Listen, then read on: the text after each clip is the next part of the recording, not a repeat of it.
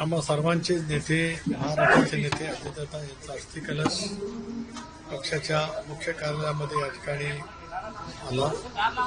प्रदेशाध्यक्ष म्हणून मी त्याचं पूजनही केलं आणि आजच महाराष्ट्राच्या सगळ्या जिल्ह्यांच्या मध्ये अस्थि कलश जाईल.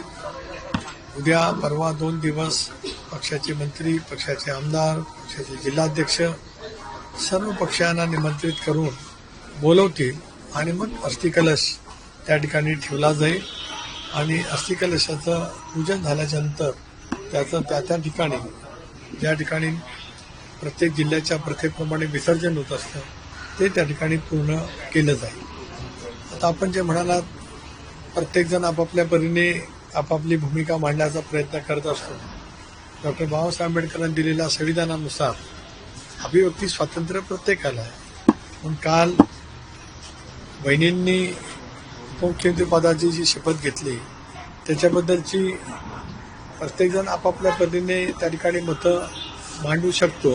तो मांडण्याचा प्रत्येकाचा अधिकार आहे. पण महाराष्ट्राला सावरण्यासाठी, राष्ट्रवादी काँग्रेस परिवाराला सावरण्यासाठी, अजितदादांचं जे स्वप्न महाराष्ट्र विकसित दृढ करण्यासाठी बहिणींनी काल त्या ठिकाणी शपथ घेतली. त्यामध्ये कोणाला गैर वाटण्याचं काही कारण आहे असं मला स्वतःला वाटतं. माझ्या चॅनलला सबस्क्राईब करा आणि बेल आयकॉन दाबा, जेणेकरून तुम्हाला माझे नवीन व्हिडिओ मिळतील.